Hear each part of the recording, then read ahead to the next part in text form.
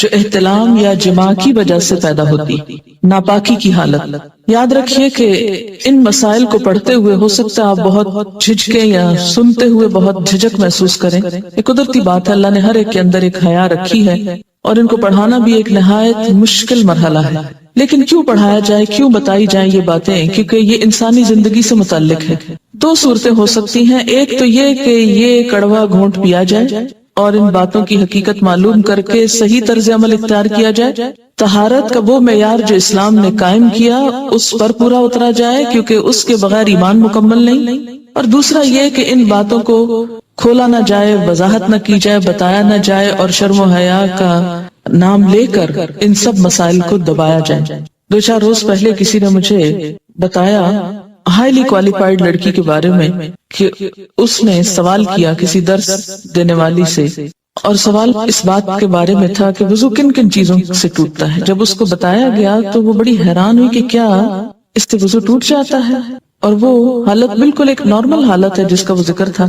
کہتی کہ میں سر پکڑ کر رہ گئی کہ انجینئر تھی وہ بچی، اتنے سال پڑھنے کے باوجود کیا اس کو واقعی نہیں پتا، یقین نہیں آ رہا تھا کہ واقعی نہیں پتا کہ وضو کس کس چیز سے ٹوٹتا ہے۔ اب اگر کسی کو یہ پتہ ہی نہیں کہ وضو کس چیز سے ٹوٹتا ہے تو وہ پھر وضو کی حالت میں ہو یا بغیر وضو کے وہ عبادت کرتا چلا جائے۔ اچھا کیوں نہیں پتا؟ اس لیے کہ ہمارے اسلامیات کے کورسز بھی جتنے ہیں ان میں ایسے مسائل کا ذکر نہیں ہے، کیونکہ ایسے مسائل کو بے حیائی کا نام دے کر ذکر ہی نہیں کیا جاتا۔ ٹھیک ہے، ایسی باتیں مجلسوں میں کرنے کی نہیں اور عام طور پر بولنے کی نہیں یا سوچنے کی نہیں، لیکن انسان کی زندگی کا ایک حصہ ہے۔ بالکل ایسے ہی جیسے ایک گھر میں آپ واش روم بناتے ہیں، ٹوائلٹ بناتے ہیں، تو وہ ایک ناپسندیدہ حصہ ہے لیکن ضرورت ہے نا، اس کے بغیر گزارا نہیں۔ تو اب اگر کوئی شخص بہت خوبصورت گھر بنائے اور وہ اس بات پہ فخر کرے کہ میں نے اس میں ٹوائلٹ نہیں بنائی اس لیے کہ وہ بہت گندی جگہ ہوتی ہے اور میں تو بالکل ناپسند کرتا ہوں کہ کوئی گندی جگہ میرے گھر میں ہو، اور اس کا تو ذکر کرنا ہی ناپسندیدہ ہے، اس لیے میں نے اپنے نقشے سے اس کو نکال دیا، تو ایسا بھلا کس طرح ہو سکتا ہے؟ بالکل اسی طرح جو لوگ ان باتوں کو دین کا حصہ نہیں، دین کے نقشے سے غائب کیے ہوئے ہیں اور پھر سمجھتے ہیں کہ وہ سب ٹھیک کر رہے ہیں، تو یہ درست نہیں۔ ایک اور بات یہ کہ خاتون ہوتے ہوئے ایسی بات کرنا اور پھر اس کو پبلکلی کرنا ایک اور بڑی مشکل ہے، تو اس میں بھی ہمارے سامنے ایک رہنمائی موجود ہے۔ حضرت عائشہ رضی اللہ تعالیٰ عنہ اور عام طور پر ازواج مطہرات نے اس طرح کے مسائل جو ہیں وہ پبلکلی بتائے ہیں، سیکریفائس کیا ہے تاکہ دوسرے لوگوں کو ایک رہنمائی ملے۔ ہمارے ہاں مشکل یہ ہے کہ اسلام کے ساتھ تقدس کا ایک ایسا، یعنی انبیاء علیہ السلام ہو یا ان کی ازدواجی اور ذاتی زندگی، ان سب کو ہم نے تقدس کے ایسے آئینے میں دیکھا ہے کہ جس میں ان کا انسان ہونا نقشے سے نکال دیا گیا، جبکہ ان کی ساری نیکی، تقوی اور پاکیزگی میں خوبصورت بات یہ کہ وہ انسان تھے اور ہم جیسے ہی تھے انسان ہونے کے ناطے، انسانی ضروریات ہم جیسی تھی، کھانا پینا اور باقی خواہشات وغیرہ، لیکن ان کی بڑائی کیوں ہے کہ انہوں نے ان تمام چیزوں کے بارے میں اللہ تعالیٰ کی مرضی کو مکمل طور پر اپنایا۔ ہماری خیر اور بھلائی بھی اسی میں ہے کہ ان معاملات میں بھی اللہ اور اس کے رسول صلی اللہ علیہ وسلم کی طرف سے آئی ہوئی رہنمائی کو ہم پوری طرح اپنائیں تاکہ شرع صدر کے ساتھ، یکسوئی کے ساتھ عبادات ہو سکیں۔ بعض اوقات جب صحیح دین کے مسائل کا علم نہیں ہوتا تو جو حلال امور ہوتے ہیں، جو جائز رخصتیں ہوتی ہیں، وہ بھی نہیں اویل کرتے کہ کہیں گناہ نہ ہو جائے، اور بعض اوقات ان کو گناہ سمجھ کر نہیں کرتے حالانکہ وہ گناہ نہیں ہوتے اور اپنے آپ کو ایک آزادی سے محروم رکھتے ہیں۔ تو اس لیے کوئی حرج نہیں اگر چند باتیں ایسی سمجھ لی جائیں۔ جنابت کے مسائل۔ جنابت کہتے ہیں ناپاکی کی اس حالت کو جو احتلام اور جماع کی وجہ سے ہوتی ہے۔ احتلام کہتے ہیں ویٹ ڈریم کو، یعنی سوتے ہوئے جسم سے ڈسچارج کا ہونا۔ اس میں مسئلہ یہ ہے کہ عورت یا مرد کو احتلام ہو تو غسل واجب ہو جاتا ہے، اس کی وضاحت آگے آئے گی۔ اگلا مسئلہ ہے مزی کے آنے سے غسل واجب نہیں ہوتا بلکہ استنجا کر کے وضو کرنا ہی کافی ہے۔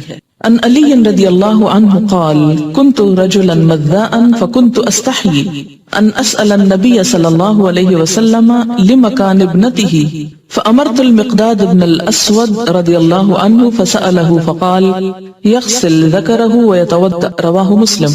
حضرت علی رضی اللہ تعالیٰ عنہ کہتے کہ مجھے مزی کی شکایت تھی۔ مزی ہوتا ہے عام حالات میں ویٹ ڈسچارج ہونا، میں نبی صلی اللہ علیہ وسلم سے مسئلہ دریافت کرنے میں شرم محسوس کرتا تھا کیونکہ آپ کی بیٹی میرے نکاح میں تھی۔ میں نے حضرت مقداد بن اسود رضی اللہ تعالیٰ عنہ سے درخواست کی کہ وہ رسول اللہ صلی اللہ علیہ وسلم سے مسئلہ دریافت کریں۔ چنانچہ حضرت مقداد رضی اللہ تعالیٰ عنہ نے آپ سے مسئلہ دریافت کیا تو آپ صلی اللہ علیہ وسلم نے فرمایا کہ پیشاب کی جگہ دھو کر وضو کر لیا کرے، اس سے طہارت ہو جاتی ہے۔ یعنی عام ویٹ ڈسچارج جو ہے اس سے ناپاکی یا جنابت نہیں ہوتی، اس میں نہانا ضروری نہیں ہوتا۔ بیوی سے تعلق کرنے سے پہلے یہ دعا مانگنی چاہیے، یعنی جسمانی تعلق مراد ہے۔ ان ابن عباس رضی اللہ عنہما قال قال رسول اللہ صلی اللہ علیہ وسلم لو ان احدکم اذا اراد ان یأتی اہلہ قال بسم اللہ اللہم جنبنا الشیطان وجنب الشیطان ما رزقتنا فإنه إن يقدر بينهما ولد في ذلك لم يضره شيطان أبدا متفق علیہ۔ حضرت عبداللہ بن عباس رضی اللہ عنہما سے روایت ہے کہ رسول اللہ صلی اللہ علیہ وسلم نے فرمایا جب کوئی آدمی اپنی بیوی سے جسمانی تعلق فزیکل ریلیشن سیکشل انٹرکورس کا ارادہ کرے تو اسے یہ دعا مانگنی چاہیے، ہم اللہ کے نام سے مدد چاہتے ہیں، یا اللہ ہمیں شیطان سے محفوظ رکھ، کیونکہ شیطان ایسے مواقع پر انسان پہ زیادہ حملہ آور ہوتا ہے، اور ہماری اس اولاد کو بھی شیطان سے محفوظ رکھ جو تو ہمیں عطا فرمائے۔ یہ دعا پڑھنے کے بعد والدین کو اللہ تعالیٰ جو اولاد دے گا وہ شیطان کے شر سے ہمیشہ محفوظ رہے گی۔ اسے بخاری اور مسلم نے روایت کیا ہے۔ دوبارہ فزیکل ریلیشن سے قبل وضو کرنا مستحب ہے۔ مستحب کا مطلب پسندیدہ ہے، فرض نہیں ہے۔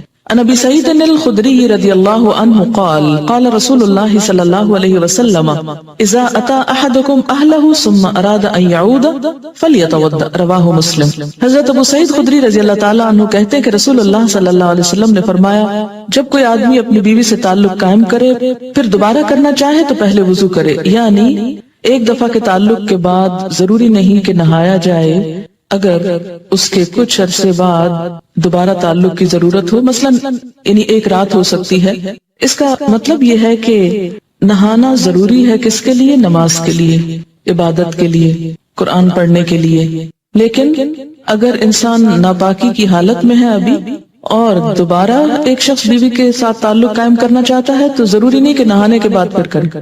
دوبارہ تعلق میں کوئی چیز مانے نہیں، ہاں بہتر ہے وضو کر لے۔ مستحب کا مطلب کہ بہتر ہے وضو کر لے، اور وضو یہاں ایک طرح سے فریشنس پیدا کرتا ہے انسان کے اندر۔ لیکن اگر کوئی وضو بھی نہیں کرتا، یعنی یہ ایسا وضو نہیں جیسے نماز کے لیے وضو کرنا ضروری ہے کہ اس کے بغیر نماز نہیں ہوگی، تو اگر دوبارہ تعلق میں وضو نہیں کیا تو اس کا یہ مطلب نہیں کہ گناہ کا کام کر رہا ہے۔ مستحب کا مطلب کیا ہے؟ پسندیدہ ہے، اچھی بات ہے، لیکن اگر کوئی نہیں کر سکتا تو کوئی گناہ نہیں۔ غسل جنابت میں پہلے دونوں ہاتھ دھونے چاہیے، پھر برتن میں ہاتھ ڈالنے چاہیے۔ جنبی جس پانی میں ہاتھ ڈال دے وہ پانی ناپاک نہیں ہوتا۔ مثلا کسی نے پہلے ہاتھ دھوئے پھر ہاتھ سے مگ پکڑا، اس کو بالٹی میں ڈالا مثلا، اور صاف ہاتھ تھا مگر جسم ابھی ناپاک ہے، تو پانی کی بالٹی کے اندر ایسا ہاتھ جانے سے یا ٹب میں بیٹھنے سے پانی ناپاک نہیں ہوتا، الا یہ کہ اس پانی کے اندر کوئی نجاست چلی جائے، یعنی ہاتھ پاک ہے۔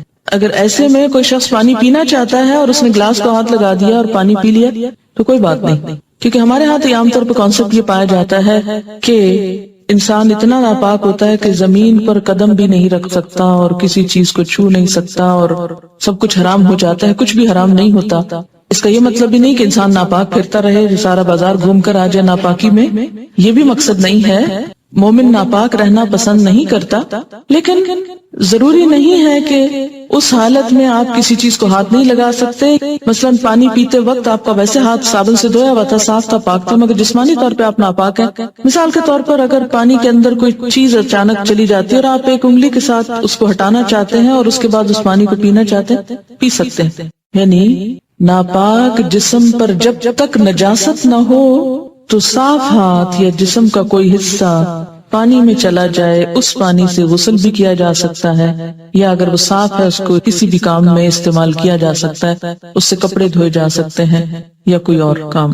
عن ابن عباس رضی اللہ عنہما قال اغتسل بعض ازواج النبی صلی اللہ علیہ وسلم فی جفنة فجاء النبی صلی اللہ علیہ وسلم لیتوضأ منها او يغتسل فقالت له يا رسول الله اني كنت جنبا فقال ان الماء لا يجنب رواہ احمد۔ حضرت عبداللہ بن عباس رضی اللہ تعالی عنہما فرماتے ہیں کہ ازواج مطہرات میں سے کسی نے ایک ٹب کے پانی سے غسل جنابت کیا، نبی صلی اللہ علیہ وسلم تشریف لائے، وضو یا غسل کرنے لگے تو بولی، اے اللہ کے رسول صلی اللہ علیہ وسلم، میں حالت جنابت میں تھی اور میں نے اس ٹب کے پانی سے غسل کیا تھا۔ آپ نے فرمایا پانی جنبی نہیں ہوتا، یعنی اگر تمہارا ہاتھ یا جسم کا کچھ حصہ اس پانی میں چلا گیا تو اس سے پانی ناپاک نہیں ہوا۔ اسے احمد وغیرہ نے روایت کیا ہے۔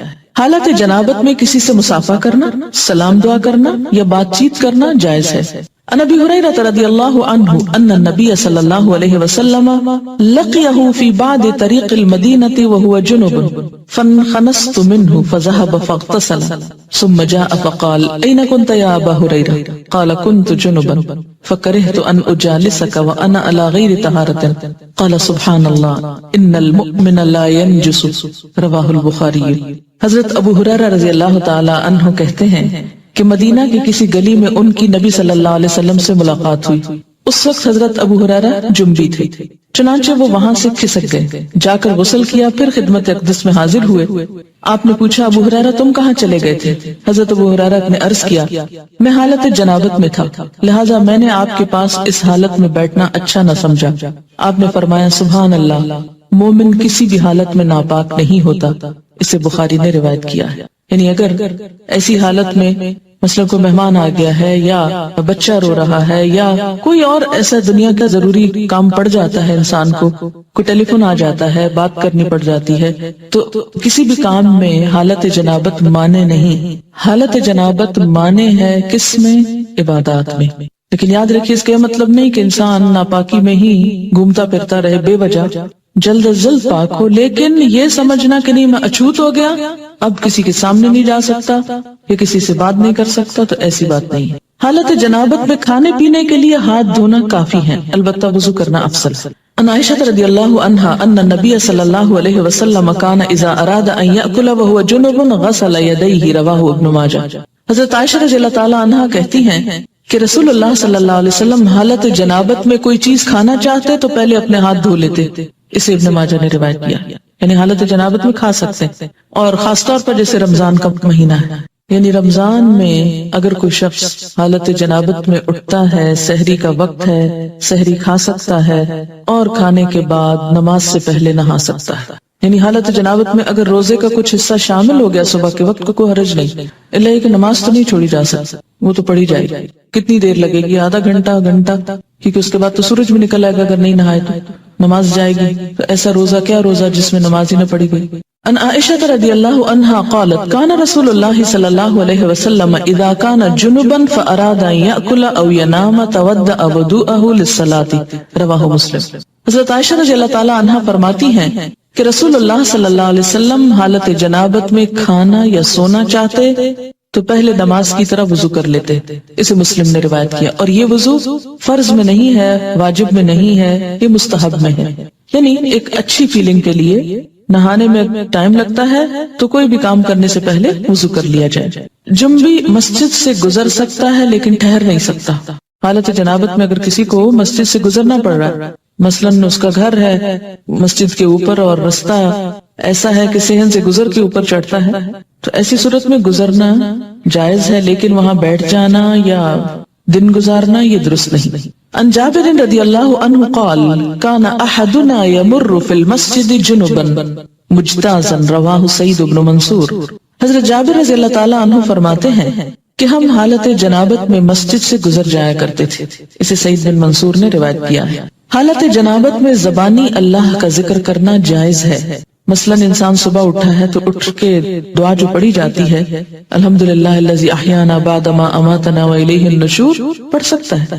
اسی طرح اگر صبح شام کی دعائیں پڑھ رہا ہے تو پڑھ سکتا ہے، یا استغفار کرنا چاہتا ہے تو کر سکتا ہے۔ رات کو سوتے میں کوئی خواب برا آ گیا تو وہ دعا پڑھ سکتا ہے، یا نیند نہیں آ رہی تو کچھ ذکر کرنا چاہتا ہے اور لیکن ہے حالت جنابت میں تو کوئی رکاوٹ نہیں، زبانی اللہ کا ذکر کر سکتا ہے۔ یا اسی طرح جیسے سوتے وقت آیت الکرسی پڑھی جاتی، سونے کے آداب آپ نے پڑھے ہوں گے کہ دائیں طرف کروٹ لے کر ہاتھ گال کے نیچے رکھ کے آیت الکرسی پڑھ کے چاروں طرف پھونک مار دی جائے۔ اب اگر حالت جنابت میں انسان تو کیا آیت الکرسی نہیں پڑھے گا؟ پڑھے گا، کوئی حرج نہیں۔ عن عائشة رضی اللہ عنہا قالت كان النبي صلی اللہ علیہ وسلم يذكر الله على كل احيانه رواہ مسلم۔ حضرت عائشہ رضی اللہ تعالیٰ عنہا فرماتی ہیں کہ نبی اکرم صلی اللہ علیہ وسلم ہر حالت میں اللہ کا ذکر کیا کرتے تھے، اسے مسلم نے روایت کیا ہے۔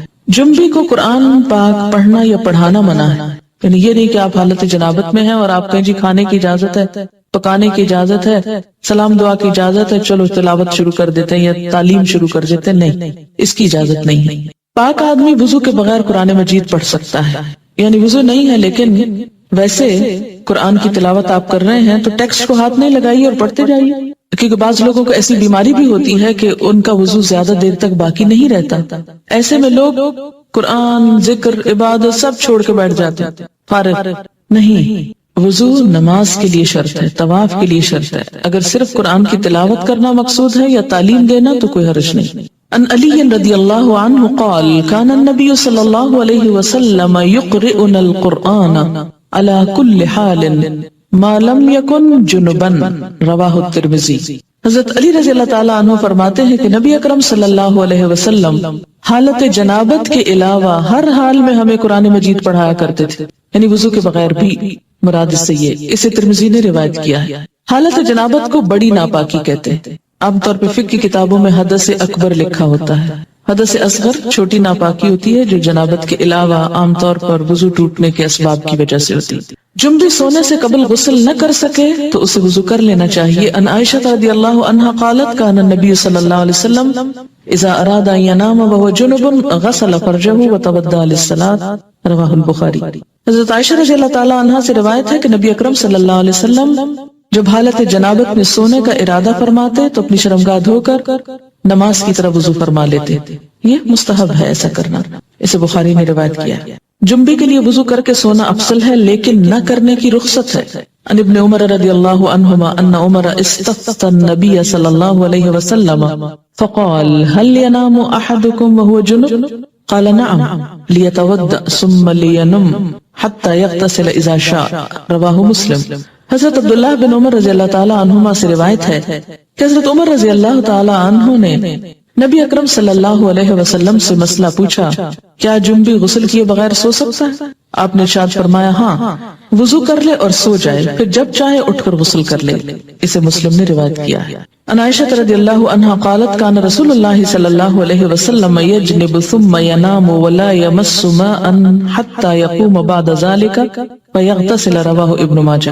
حضرت عائشہ رضی اللہ تعالیٰ عنہا فرماتی ہیں کہ رسول اللہ صلی اللہ علیہ وسلم حالت جنابت میں پانی کو ہاتھ لگائے بغیر سو جاتے، یعنی یہ بات بھی ملتی ہے جہاں وضو کر کے سوتے وہاں یہ بھی کہ بسا اوقات وضو بھی نہیں کرتے تھے اور سو جاتے، پھر اٹھ کر غسل فرماتے، اسے ابن ماجہ نے روایت کیا۔ ڈیپینڈز کہ انسان کی طبیعت کیسی ہے، موسم کیسا ہے، پانی کی اویلیبلٹی کتنی ہے، اگر ہو سکے تو بہت اچھا ہے لیکن نہیں تو گناہ نہیں۔ غسل جنابت میں پہلے دونوں ہاتھ دھونے چاہیے، پھر طہارت حاصل کر کے وضو کرنا چاہیے۔ جنابت مدت مسح ختم کر دیتی، یعنی حالت جنابت میں پھر آپ کا مسح نہیں رہتا جراب کے اوپر۔ غسل جنابت کے لیے پانی میسر نہ ہو تو غسل کی نیت سے کیا گیا تیمم ہی غسل جنابت کا کام دیتا ہے، اس کی وضاحت آگے آ جائے گی۔ سوال ہے کیا حالت جنابت میں بچے کو دودھ پلا سکتے ہیں؟ جی ہاں پلا سکتے ہیں، لیکن افضل ہے کوشش کریں کہ اس کے بغیر پلائیں، اور آپ نیت کر لیں تو ہو بھی جائے گا۔ لیکن بسا اوقات ایسا ہوتا ہے کہ کوئی سرونٹ نہیں، کوئی ہیلپر نہیں، بچے اوپر تلے ہیں ایک ایک دو دو ساتھ ساتھ، تو پھر اس میں بہت سی ایسی چیزیں انسان چاہنے کے باوجود کر نہیں سکتا، تو دودھ ناپاک نہیں ہوتا۔ صرف یہ ہے کہ کیفیت کا فرق ہے۔ نہانے کے بعد جو انسان کی کیفیت ہوتی ہے اس میں ایک اطمینان اور سکون کی کیفیت ہوتی ہے۔ جتنی ماں پرسکون ہوگی اور اس حالت میں بچے کو دودھ پلائے گی اتنا ہی بچے پہ اچھا اثر ہوگا۔ سنا ہے، کہا جاتا ہے کہ بعض مائیں وضو کے بغیر بھی نہیں پلاتی تھیں، لیکن آج کے دور میں تو اگر کوئی حالت جنابت کے بغیر ہی پلا لے تو بھی بڑی بات ہے۔ حالت جنابت یا ناپاکی کی حالت میں کسی مسجد کو وزٹ کرنے کے لیے جایا جا سکتا ہے۔ مثلا اگر آپ ایز اے ٹورسٹ گئے ہیں ترکی اور طرح طرح کی مسجدیں دیکھ رہے ہیں ایک کے بعد ایک، اور اس میں آپ پیریڈز کی حالت میں ہیں، تو گزرنے کی حد تک گزرتے ہوئے دیکھ لیں، کوئی حرج نہیں، لیکن بیٹھے نہیں، وہاں زیادہ دیر رکے نہیں. جیسے گزرنے کی بات آئی نا، تو ٹورسٹ کے اس حالت میں بھی کیا تھا، کیا ہوتا ہے کہ مثلاً آپ گزر رہے ہیں ادھر سے ادھر اور بالکل عین مصلی کے قریب نہ جائیں، دور دور سے سارا آگے پیچھے دیکھ لیں، کیونکہ ایسے مواقع بھی بعض اوقات نہیں ملتے. اس لیے کہ ناپاکی کی حالت میں ایک پاک جگہ پر بیٹھ کر وہ اس کی ایک کیفیت میں فرق آتا. حالت جنابت میں اگر غسل سے پہلے کوئی آ جائے اور انسان صاف کپڑے پہن لے تو غسل کے بعد دوبارہ وہی کپڑے پہن سکتے ہیں یا وہ کپڑے ناپاک ہو جاتے ہیں اور کوئی اور کپڑے پہننا ہوتے ہیں؟ نہیں، جب تک کسی کپڑے کو کوئی نجاست لگی ہوئی نظر نہ آئے یا محسوس نہ ہو، اس وقت تک وہ کپڑے پاک ہوتے ہیں اور ان کو دوبارہ نہا کر پہن سکتے ہیں. ہم نے آج تک ایسے مسائل کا ذکر اپنے گھروں اسکولوں میں کبھی نہیں سنا، اس لیے آج یہ پڑھتے ہوئے بہت مشکل پیش آ رہی ہے. اب آپ پڑھاتی ہیں تو بہت سی ٹرمز ایسی ہیں جو کبھی سنی ہی نہیں یا سمجھ ہی نہیں آ رہی. مثلاً احتلام کیا ہوتا ہے، یہ ٹرم تو کبھی اردو یا انگلش میں سنی ہی نہیں، لا حول ولا قوت. تو کبھی اردو یا انگلش میں اس طرح مزی ویٹ ڈسچارج کیا ہوتا ہے، میں ان میرڈ ہوں شاید اس لیے بھی چیزیں مجھے سمجھ میں نہیں آ رہی. نہیں، مزی اور احتلام کا تعلق میرڈ یا ان میرڈ ہونے سے نہیں ہے. احتلام ہوتا ہے نیند کی حالت میں کوئی ایسا خواب انسان دیکھے کہ جس کے بعد وہ کافی مقدار میں ویٹ ڈسچارج اپنے جسم پر پائے اور ایسا گمان ہو جیسے خدا نخواستہ سوتے ہوئے پیشاب نکل گیا ہے جسم سے. ٹھیک ہے، خواب یاد ہو یا نہ ہو. جیسے لیکوریا کا ڈسچارج تو خواتین کو عام طور پر معلوم ہی ہے کہ کس طرح ہوتا ہے. جیسے لیکوریا کا ڈسچارج ہوتا ہے ایسے ہی اس سے ذرا زیادہ مقدار میں ڈسچارج جو ہے وہ محسوس ہو سوتے وقت، وہ احتلام ہوتا ہے. یعنی احتلام کا تعلق سونے سے ہوتا ہے، نیند سے. ایک صحابیہ ہیں، وہ حضور صلی اللہ علیہ وسلم کے پاس یہی مسئلہ لے کر آئیں. کہنے لگی اللہ کے رسول صلی اللہ علیہ وسلم، کیا عورتوں کو بھی احتلام ہو سکتا ہے؟ یعنی عموماً یہ مردوں کو ہوتا ہے لیکن کیا عورتوں کو بھی ہو سکتا ہے؟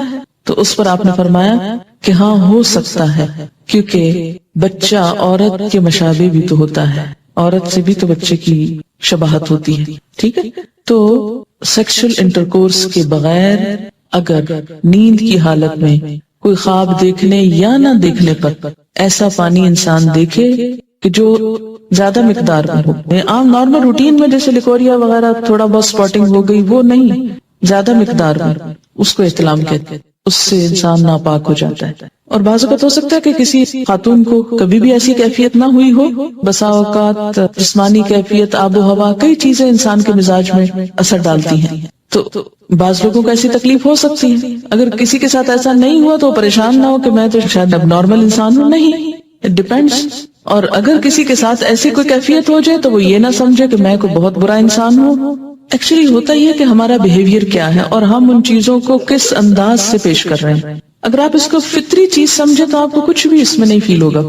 مثلاً ایک میڈیکل کا اسٹوڈنٹ جو ہے وہ جب ڈسیکشن شروع کرتا ہے، ٹھیک ہے، اس شروع میں بہت گھبراہٹ اور بہت پریشانی ہوتی، لیکن ایک پارٹ، اور آپ دیکھیں کہ جو ہماری بچیاں کو ایجوکیشن میں پڑھتی ہیں وہاں تو عورت مرد سب مل کر ایک کام کر رہے ہوتے ہیں، اور وہاں تو کبھی کسی نے کہا کہ یہ بہت غلط کام کر رہے ہو آپ. اور میں سمجھتی ہوں کہ ایسی چیزیں مردوں اور عورتوں کو مل کے نہیں کرنی چاہیے، لیکن اگر دین کے لیے یہی بات کرنی پڑ جائے تو ہم کہتے ہیں ہائے ہمارے دین میں ایسی بے حیائی کی باتیں. یعنی میڈیکل کی بکس میں سب لکھا ہوا ہے اور سب جائز ہے اور وہ بھی انسان پڑھتے ہیں، لیکن دین کی کسی کتاب میں ایسی کوئی بات لکھی ہوئی ہے تو یہ بالکل درست نہیں. اور یہ کیسا دین ہے؟ یہ ہمارا ایک بہت نیگیٹو ایٹیچیوڈ ہے معاشرے کے اندر دین کے معاملات میں، جو کہ درست نہیں. اور اس کی وجہ سے کئی بیماریاں پھر پیدا ہوتی، عبادت میں خلل ہوتا ہے. ماں ہونے کی حیثیت سے نہ صرف یہ کہ بیٹی، بلکہ اگر بیٹوں کو بھی کوئی اور بتانے والا نہیں تو بہت آرام کے ساتھ آپ ان کو نارمل وے میں بتا سکتے ہیں، کوئی حرج نہیں. جی ہاں، ہمارے ہاں عموماً یہ ہوتا ہے اسکولوں میں جیسے سیکس ایجوکیشن ہوتی ہے اور بعض اوقات اتنے بھونڈے طریقے سے ہوتی ہے کہ وہ اس کے فائدے کی بجائے کئی نقصان ہوتے ہیں. تو اٹ ڈیپینڈس کہ آپ ایک مسئلے کو، ایک پرابلم کو یا ایک چیز کو کس طرح ایکسپلین کرتے ہیں. ٹھیک ہے نا؟ تو خود اپنے اندر پہلے کانفیڈنس پیدا کریں کہ آپ کی نیت کیا ہے ایک بات کرنے کی، کیوں سکھانا چاہتے ہیں، کیوں سمجھانا چاہتے ہیں. یہ نہیں کہ آپ خود ساتھ ہنسنا شروع کر دیں اور شرمانا شروع کر دیں اور سب کو ہنسانا شروع کر دیں. یہ ہنسنے کی باتیں مجھے سمجھ میں نہیں آتی. ان باتوں میں سے ہنسنے کی کون سی بات ہے؟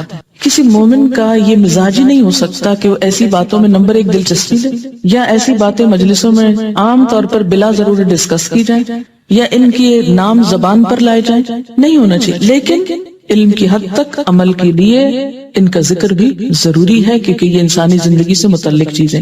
مزی عام طور پر لفظ جو ہے یہ بیڈ ڈسچارج جیسے لیکوریا ہوتا ہے ایسے ہی ہوتا ہے، لیکن یہ جاگتے ہوئے ہوتا ہے، یہ نیند کی حالت میں نہیں، یہ جاگنے کی حالت میں ہوتا ہے. اور اس میں عموماً ایسا ہوتا ہے کہ مثلا کوئی ایسا سین آپ نے دیکھا ہے ٹیلی ویژن میں، یا ایسی کوئی کتاب پڑھی ہے، یا کوئی بھی ایسی چیز کہ جس سے جسم کے اندر خلل آتا ہے، یعنی انسان کے ایموشنز جو ہیں وہ ڈسٹرب ہوتے ہیں، تو ایموشنز کے فرق سے یہ ڈسچارج ہوتا ہے. یعنی لیکوریا جو ہوتا ہے بغیر ایموشنز کے ہوتا ہے، لیکن یہ ایموشنل کیفیت کے ساتھ ہوتا ہے.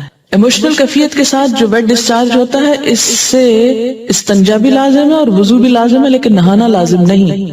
وہ بھی ہو سکتا ہے کوئی سائیکولوجیکل پرابلم ہو سکتا ہے یا کچھ بھی اس کو نام دے سکتے ہیں، لیکن مزی میں لفظ آپ یوں سمجھے جیسے مزہ لفظ ہے نا، یہ اسی سے نکلا ہے یہ لفظ. ٹھیک ہے، ایک بچی کی ریسنٹلی شادی ہوئی، اس نے ایک میل مجھ کو کی، وہ اس قدر بیچاری پریشان، چھوٹی سی عمر کی بچی تھی، شادی ہوگی، اس کو شاید پہلے سے کسی نے کچھ نہیں بتایا، نہ ماں بتاتی نہ کوئی اور، جو ضروری چیز ہے وہ کوئی نہیں بتاتا اور فضول میں بہت کچھ پڑھ لیتے. تو اب وہ کچھ بہت ہی جینوئن جو اس کے شوہر کے رویے تھے ان پر وہ اس قدر خوف زدہ تھی اور پریشان کہ شاید میرے ساتھ کوئی بہت ہی گناہ کا کام ہو رہا ہے اس طرح. تو ایسا کیوں ہے؟ اس لیے کہ یا تو اس کو اتنا چھپایا گیا اور بتایا ہی نہیں گیا، یا یہ ہے کہ بلو پرنٹس بچے چھپ چھپ کے دیکھیں تو ماں باپ کو خبر نہ ہو. ان رویوں میں بہت نارمل اور بہت فطری انداز میں، نیچرل انداز میں آپ کو بہیو کرنے کی ضرورت ہے. سوال ہے مزی والا کپڑا دھونے کا موقع نہ ہو اور گھر سے باہر کسی ایسی جگہ پر ہو کہ بدل بھی نہ سکے اور نماز کا وقت آئے تو کیا نماز پڑھ سکتے ہیں؟ اس میں ہر انسان کو اپنی کیفیت کا پتہ ہوتا ہے. یہ بالکل ایسے جیسے لیکوریا کا ڈسچارج ہے، تو اس میں ڈسچارج کے بعد استنجا ضروری ہے. اگر استنجا کرنا ہے آپ کو تو پھر دھونے کا موقع کیوں نہیں آخر؟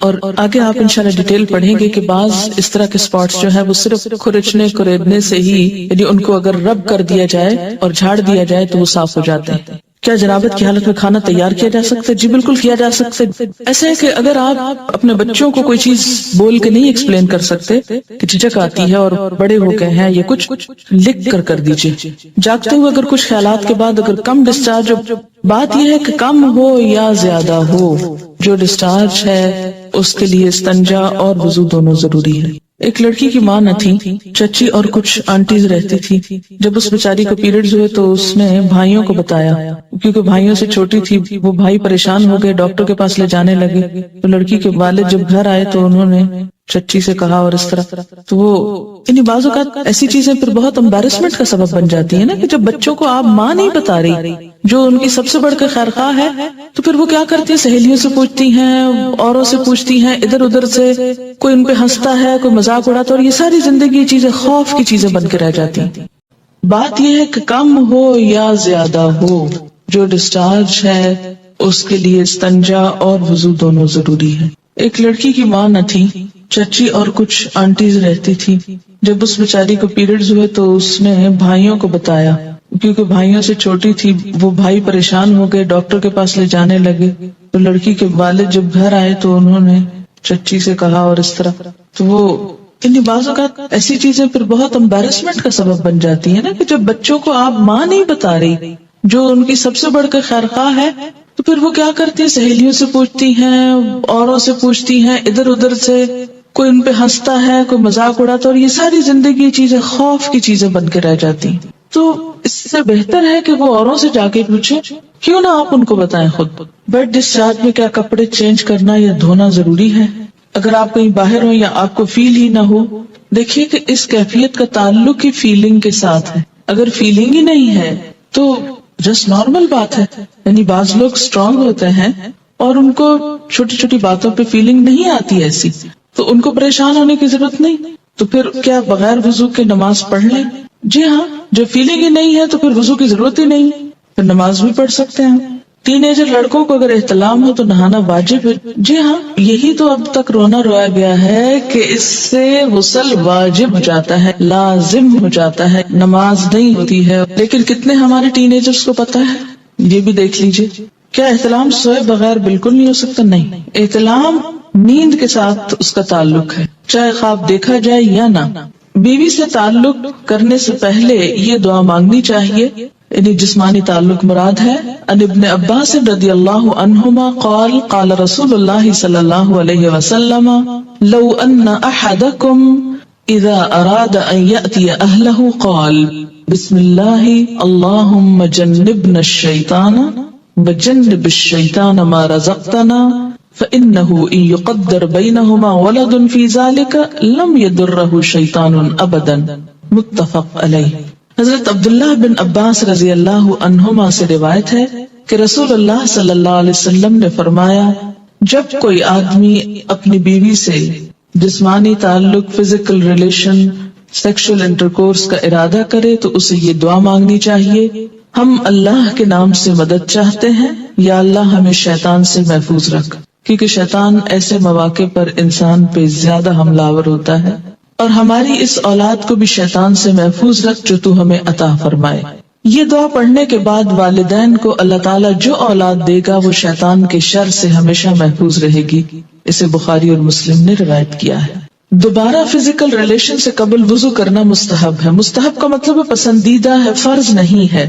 عن ابی سعید الخدری رضی اللہ عنہ قال قال رسول اللہ صلی اللہ علیہ وسلم اذا اتى احدكم اهله ثم اراد ان يعود فليتوضا رواہ مسلم. حضرت ابو سعید خدری رضی اللہ تعالی عنہ کہتے کہ رسول اللہ صلی اللہ علیہ وسلم نے فرمایا جب کوئی آدمی اپنی بیوی سے تعلق قائم کرے پھر دوبارہ کرنا چاہے تو پہلے وضو کرے، یعنی ایک دفعہ کے تعلق کے بعد ضروری نہیں کہ نہایا جائے. اگر اس کے کچھ عرصے بعد دوبارہ تعلق کی ضرورت ہو، مثلا یعنی ایک رات ہو سکتی ہے، اس کا مطلب یہ ہے کہ نہانا ضروری ہے کس کے لیے؟ نماز کے لیے، عبادت کے لیے، قرآن پڑھنے کے لیے.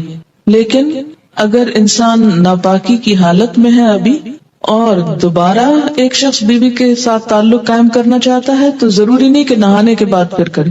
دوبارہ تعلق میں کوئی چیز مانے نہیں، ہاں بہتر ہے وضو کر لے. مستحب کا مطلب کہ بہتر ہے وضو کر لے، اور وضو یہاں ایک طرح سے فریشنس پیدا کرتا ہے انسان کے اندر.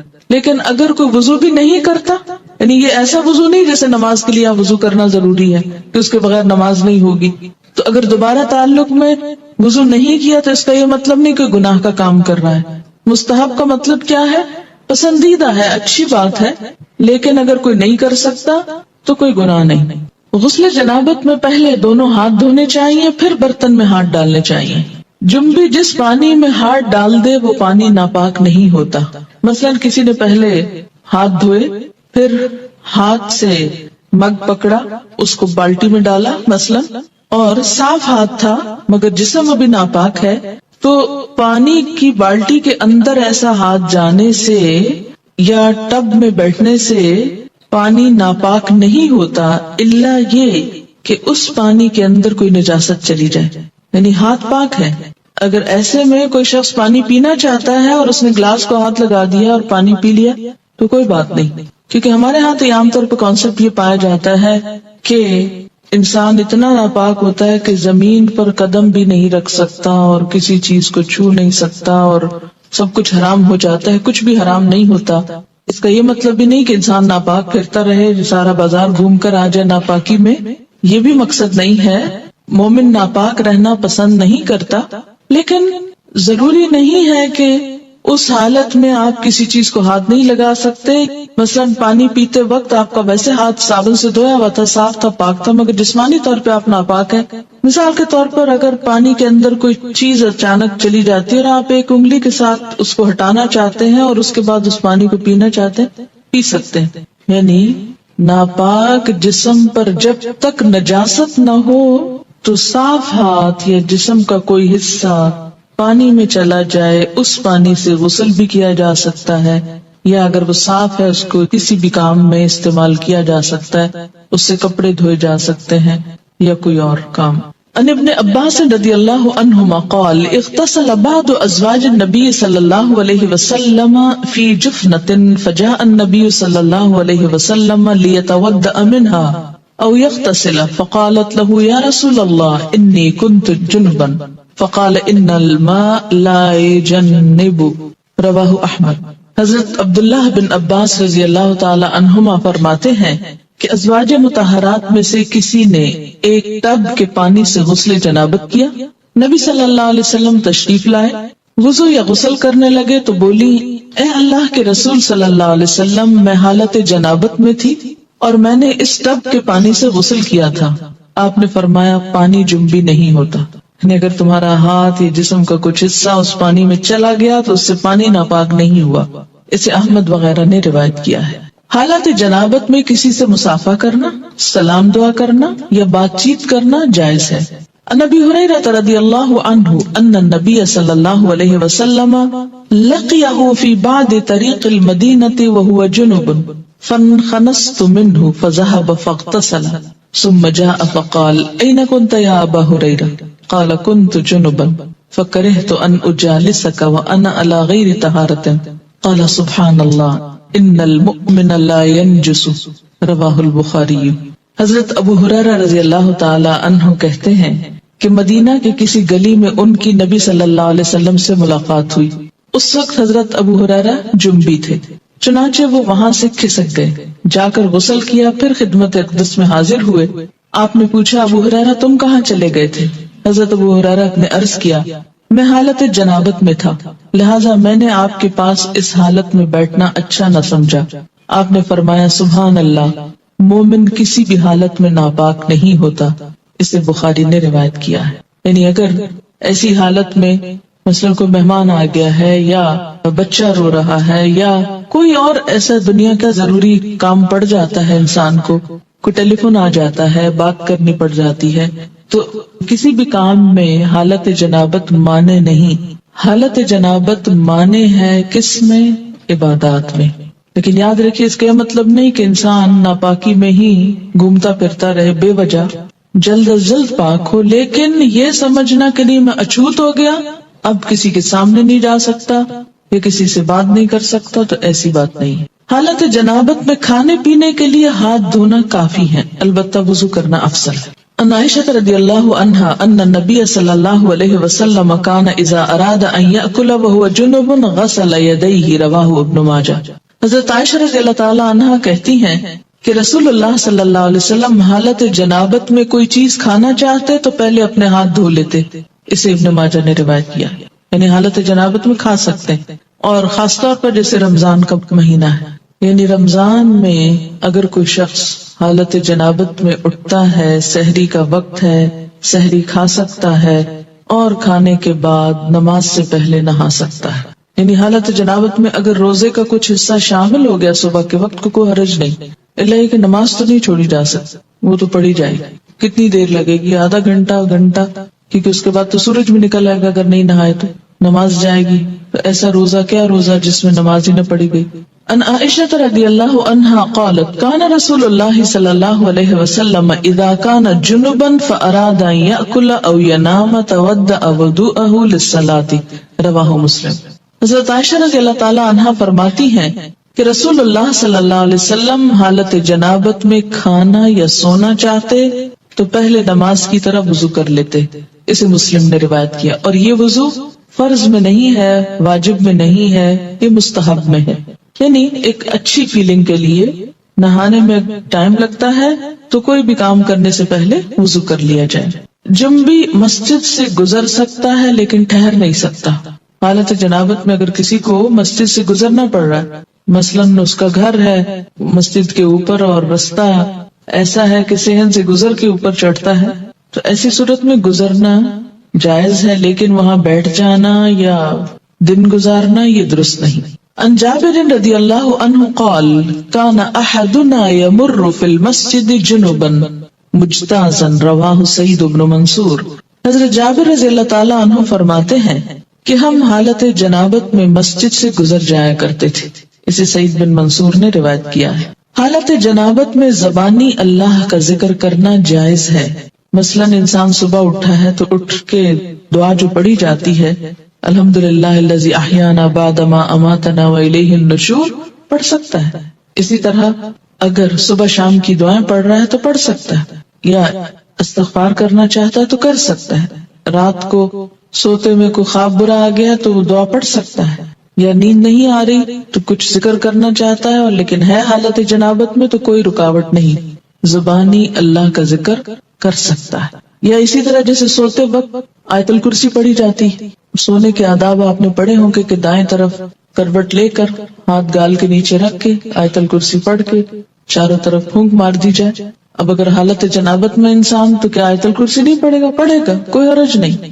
ان عائشہ رضی اللہ عنہا قالت کان النبی صلی اللہ علیہ وسلم یذکر اللہ علی کل احیانہ، رواہ مسلم. حضرت عائشہ رضی اللہ تعالی عنہا فرماتی ہیں کہ نبی اکرم صلی اللہ علیہ وسلم ہر حالت میں اللہ کا ذکر کیا کرتے تھے. اسے مسلم نے روایت کیا ہے.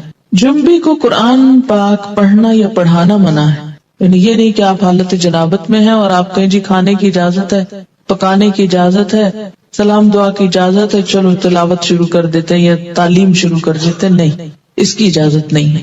پاک آدمی وضو کے بغیر قرآن مجید پڑھ سکتا ہے، یعنی وضو نہیں ہے لیکن ویسے قرآن کی تلاوت آپ کر رہے ہیں تو ٹیکسٹ کو ہاتھ نہیں لگائیے اور پڑھتے جائیے. کیونکہ بعض لوگوں کو ایسی بیماری بھی ہوتی ہے کہ ان کا وضو زیادہ دیر تک باقی نہیں رہتا. ایسے میں لوگ قرآن، ذکر، عبادت سب چھوڑ کے بیٹھ جاتے ہیں. فارغ نہیں، وضو نماز کے لیے شرط ہے، طواف کے لیے شرط ہے. اگر صرف قرآن کی تلاوت کرنا مقصود ہے یا تعلیم دینا تو کوئی حرج نہیں. ان علی رضی اللہ عنہ قال کان النبی صلی اللہ علیہ وسلم یقرئنا القرآن علی کل حال ما لم یکن جنبا، رواہ الترمذی. حضرت علی رضی اللہ تعالی عنہ فرماتے ہیں کہ نبی اکرم صلی اللہ علیہ وسلم حالت جنابت کے علاوہ ہر حال میں ہمیں قرآن مجید پڑھایا کرتے تھے، یعنی وضو کے بغیر بھی. مراد اس سے یہ، اسے ترمذی نے روایت کیا ہے. جنابت کہتے ہیں اس حالت کو جو احتلام یا جماع کی وجہ سے پیدا ہوتی، ناپاکی کی حالت. یاد رکھیے کہ ان مسائل کو پڑھتے ہوئے ہو سکتا ہے آپ بہت جھجکیں یا سنتے ہوئے بہت جھجک محسوس کریں. یہ قدرتی بات ہے، اللہ نے ہر ایک کے اندر ایک حیا رکھی ہے اور ان کو پڑھانا بھی ایک نہایت مشکل مرحلہ ہے. لیکن کیوں پڑھایا جائے، کیوں بتائی جائیں یہ باتیں؟ کیونکہ یہ انسانی زندگی سے متعلق ہے. دو صورتیں ہو سکتی ہیں. ایک تو یہ کہ یہ کڑوا گھونٹ پیا جائے اور ان باتوں کی حقیقت معلوم کر کے صحیح طرز عمل اختیار کیا جائے، طہارت کا وہ معیار جو اسلام نے قائم کیا اس پر پورا اترا جائے، کیونکہ اس کے بغیر ایمان مکمل نہیں. اور دوسرا یہ کہ ان باتوں کو کھولا نہ جائے، وضاحت نہ کی جائے، بتایا نہ جائے اور شرم و حیا کا نام لے کر ان سب مسائل کو دبایا جائے.